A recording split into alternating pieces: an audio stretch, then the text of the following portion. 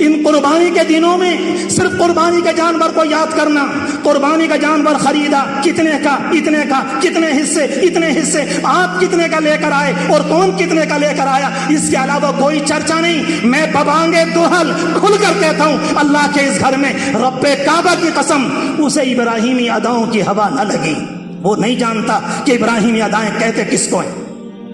یہ کیا بات ہوئی؟ جس اللہ کے بندے کے نام پر قربانی کر رہے ہو اس کا آگے پیچھے کا کچھ پتہ نہیں، اس کی تاریخ کا پتہ نہیں، اس کی دعوت کا پتہ نہیں، اس کے پیغام کا پتہ نہیں، اس کی کہانی کا پتہ نہیں، وہ کس لیے دنیا میں مارا پھر رہا تھا اس کا کچھ پتہ نہیں، جس طرح سے اپنی قوم کو سمجھا رہا تھا کہ اس کا کچھ پتہ نہیں، جس طرح سے اپنی قوم کو دعوت دی کہ اس کا کچھ پتہ نہیں، بس اس کے نامی پر ایک جانور لائے اور کاٹ کر چھٹی کر دی۔ یہ کون سی ابراہیمی ادا ہوئی؟ میں نہیں کہتا کہ قربانی نہ ہوئی، مگر یہ کہنا چاہتا ہوں کہ قربانی کے نتیجے میں جو ہونا چاہیے تھا یہ وہ نہ ہوا۔ اور بات جب زبان پر آ گئی تو کہہ دوں، برا نہ لگے، میں آپ کا اپنا ہوں، آپ میرے ہیں، اس لیے کھل کر کہتا ہوں۔ آج سے 5-6 سال پرانی بات ہے، ایک صاحب دن میں 9-10 بجے مجھے گھر سے بلانے آئے اور آ کر یہ کہنے لگے، مولوی صاحب ذرا جانور بندھا ہوا ہے، آ کر ذرا ذبح کر دیجئے۔ بہت دن سے میں نے یہ معمول بنایا، میں نے کہا میں پڑھتا ہوں دعا، تم ذبح کرو، میں پڑھتا ہوں دعا، کہتے ہیں دعا یاد نہیں، میں کہتا ہوں کہ میں پڑھتا ہوں تم کرو۔ جب میں نے بار بار کہا، اچھے خاصے سمجھدار ڈگریوں کے مالک کہتے ہوئے بھی شرم نہ آئی، میں کسی کا نام نہیں لیتا، مجھ سے کہتے ہیں میں نہایا ہوا نہیں ہوں۔ انا للہ و انا الیہ راجعون۔ بے غیرت کہیں کے دیوس، اسلام کے نام پر کلم کا ٹیکا، تم آئے ہو ابراہیم کے قربانی کو بدنام کرنے کے لیے اور رسوا کرنے کے لیے۔ جس نے قربانی والے دن فجر کی نماز نہ پڑھی وہ چلا قربانی کرنے کے لیے، کہتے ہیں ہم قربانی کر رہے ہیں۔ وقت کا قاضی یہی کہے گا قربانی ہو گئی، وقت کا مفتی یہی کہے گا قربانی ہو گئی، مگر اسلام کی اگر زبان ہوتی وہ یہ کہتا، میرے عزیز وہ نہ ہوا جس کام کے لیے قربانی کرنے کو کہا گیا تھا، وہ نہ ہوا۔ قربانی اپنے پیچھے پیغام رکھتی، جو میں نے عرض کیا۔ بات چل رہی تھی ابراہیم علیہ السلام کے زمانے میں، جب یہ ساری بات ہوئی ایک وقت آیا، ساری قوم نے بدلہ لینے کا ارادہ کیا نہیں، وہ ادا بتانا چاہتا ہوں ابراہیم علیہ السلام کی ادائیں۔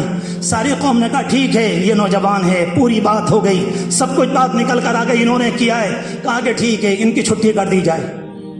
بعض مفسرین نے، قرآن مجید کی آیات کی تفسیر کرنے والوں نے لکھا ہے کہ ابراہیم علیہ السلام کو جلانے کے لیے تقریباً 1 مہینے تک آگ جلائی ہے، 1 مہینے تک۔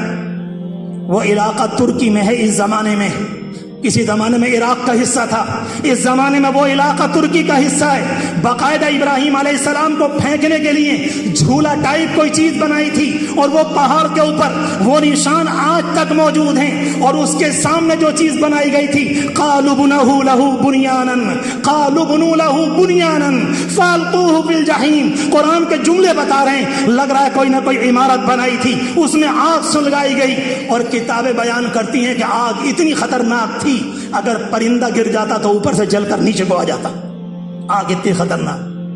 ابراہیم علیہ السلام پکڑے ہوئے ہیں، گرفتار ہیں، قوم نے پکڑ لیا، لے کر چلے گئے، اور جیسے لوگوں کو ڈالنے کا نمبر آیا، حدیث شریف میں آتا ہے ملائے اعلیٰ، اوپر کی فوج، اللہ کی فرشتوں کی فوج، ہلچل مچ گئی۔ اللہ یہ کیا ہو رہا ہے؟ تیرا ایک بندہ دنیا میں تیرا نام لے رہا ہے، اور ساری دنیا تیرے نام کو مٹانے پر تلی ہوئی ہے، اور تیرے ساتھ یہ کیا کرنے جا رہی ہے اس کی قوم تیرے بندے کے ساتھ؟ سب کچھ اللہ تعالیٰ کی بات اللہ کے دربار تک فرشتے ہر ایک تو نہیں پہنچتے، جبریل امین کے ذریعے کسی طرح سے رب العالمین تک بات گئی۔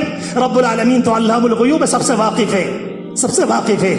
فرشتوں کو اجازت دے دی، جاؤ جاؤ جاؤ جاؤ، تم اگر کچھ کرنا چاہو تو کرو۔ روایت میں آتا ہے ہوا کا فرشتہ آیا، پانی کا آیا، موسموں کا نظام کا چلانے والا آیا کہ ابراہیم بندہ حاضر ہے، کیا چاہتے ہو، کیا چاہتے ہو؟ کہا کہ اگر تمہارا اشارہ اور اجازت ہے، اگر تمہاری اجازت ہے تو ایسی ہوا چلا دوں کہ ان کی ساری آگ 1 منٹ میں ٹھنڈی ہو کر جا پڑے، اگر تم اجازت دے دو۔ اس کے بعد پانی کا آتا ہے۔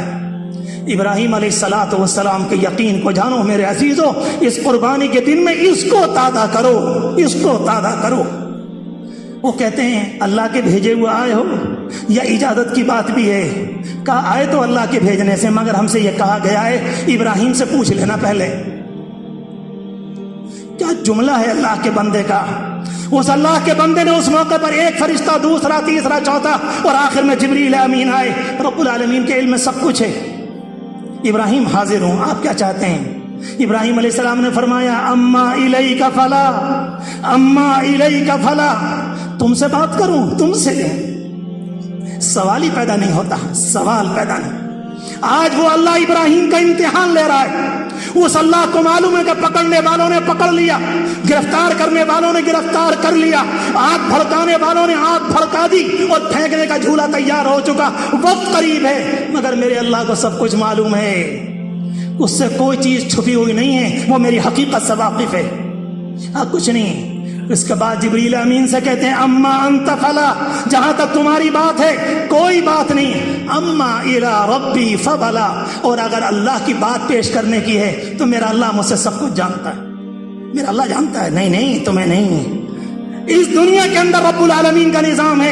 ابراہیم علیہ السلام کو یقین تھا اگر مالک چاہے سب کو تباہ کر دے، مالک چاہے زمین کو الٹ دے، مالک چاہے سب کو اندھا کر دے، مالک چاہے سب کے ہاتھ توڑ دے، مالک چاہے انہیں یہ نہ کرنے دے، مالک اگر چاہے تو یہ نہ کرنے دے، یہ نہ کرنے دے، یہ نہ کرنے دے، وہ سب کچھ جانتے تھے۔ جب اللہ کو سب کچھ پتا ہے، میں اپنے اور اللہ کے بیچ میں کسی کو کیوں لوں؟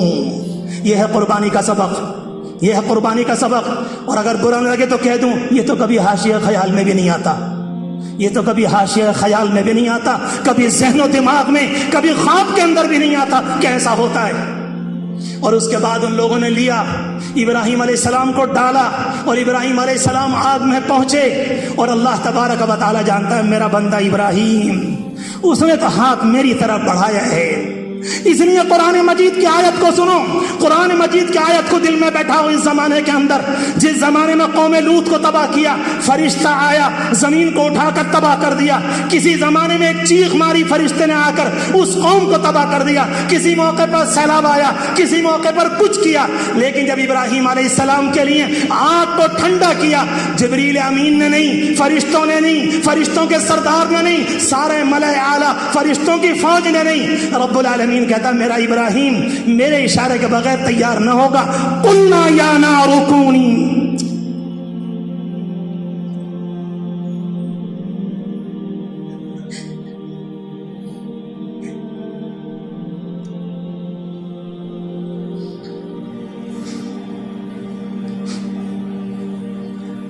اللہ تعالیٰ فرماتا ہے ہم نے کہا، ہم نے کہا، ہم نے کہا، فرشتوں نے نہیں، یہ کام فرشتوں سے نہیں، ہم نے آگ سے کہا۔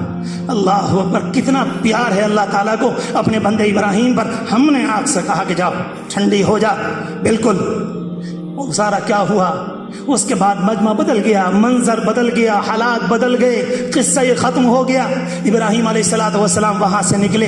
قرآن مجید زبردستی کی داستان کو بیان نہیں کرتا، اور اس کے بعد اپنے شہر کو چھوڑ دیا۔ وہ سمجھ گئے یہاں جونک لگنے والی نہیں ہے، یہاں آسانی سے عقل آنے والی نہیں، یا انسانوں کے شعور کے درمیان فاصلہ ہے۔ یہ ساری باتیں کرتے کرتے وہاں سے آپ ہٹے، اور جب اپنے شہر کو چھوڑ کر گئے، عجیب و غریب جملہ قرآن مجید کہتا ہے انی مہاجر الی ربی۔